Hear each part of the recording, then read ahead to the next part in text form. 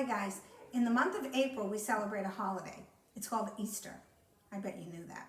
So today we're going to read all about Betty Bunny, and she loves Easter. And then after you're done with that, I want you to make this awesome craft. And it is a bunny craft. So all you're going to do is you're going to collage a piece of paper with some tissue, cover the whole thing, then add your bunny template and a little cotton tail for your bunny, and you make sure you hang that up at home, and it reminds you of Mrs. Dallett and Mrs. Gilman on Easter. All right, guys, let's get ready for our story. So make sure you sit down. Crisscross applesauce. Let's go. Betty Bunny Loves Easter by Michael Kaplan. Betty Bunny was a handful. She knew this because on the night before Easter, she was hopping all around the kitchen, handing eggs to her parents, her brother, and her sister. And that's when everyone in her family said at once, "Betty Bunny, you are a handful." Betty Bunny knew that being a handful must be very good, because what could be bad about being excited about Easter? "I love Easter," Betty Bunny announced. "When I grow up, I'm going to be the Easter Bunny." "You can't be the Easter Bunny," her brother Henry told her. "Only the Easter Bunny can be the Easter Bunny," said her sister Kate. "But you could grow up to be a weird bunny who runs around acting like the Easter Bunny," her older brother Bill added. That was not very nice. "No," Betty Bunny replied, "I'm going to be the Easter Bunny." She knew she would be a great Easter Bunny because she loved coloring eggs, carrying baskets, and eating things made of chocolate that looked like her. She told her family that someday, when she is the Easter Bunny, she will deliver baskets full of candy and toys, not just on Easter, but every day of the year. "If every day is like Easter," her mother explained, "then it won't be special anymore."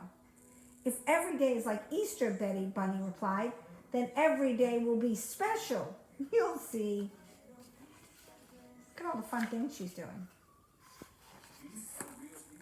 The next day was Easter. After church, Betty Bunny and her family arrived at the neighborhood park for the big egg hunt. The egg hunt was Betty Bunny's favorite part of the day. She was particularly hopping out of her fur with excitement.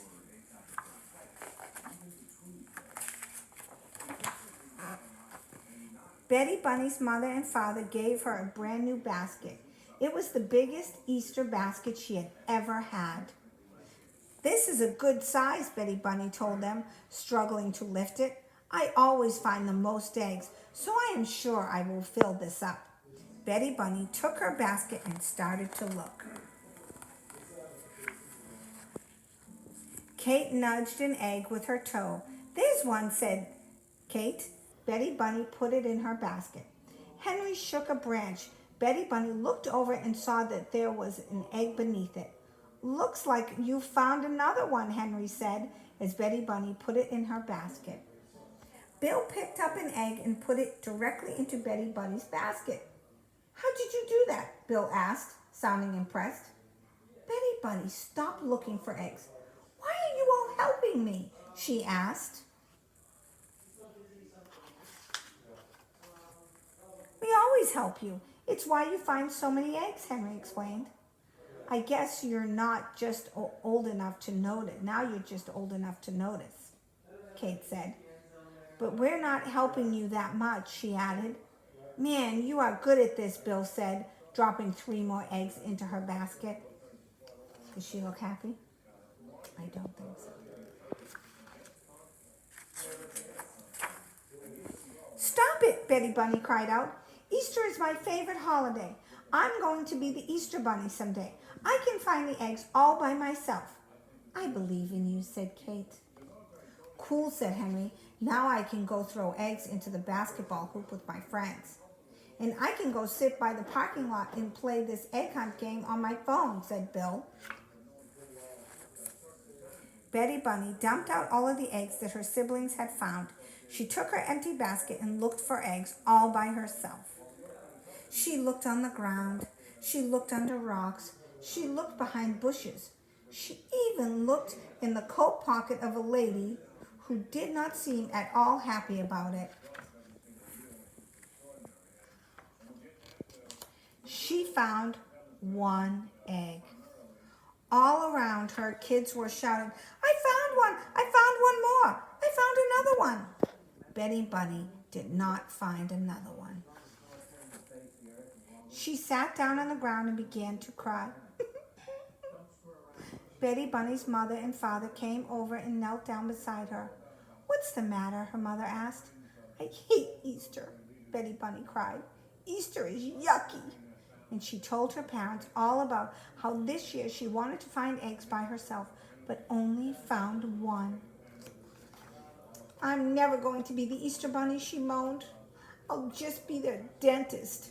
Teeth are always in the mouth, where they're easy to find." Betty Bunny's father told her that he was very proud of her, wanting to find the eggs by herself. It meant that she was getting to be a big girl.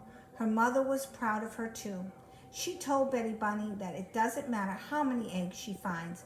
Any egg she finds by herself will mean so much more than the eggs that someone else gives her. Betty Bunny nodded and wiped away her tears. Then she began looking for more eggs. She found one buried in the tall grass.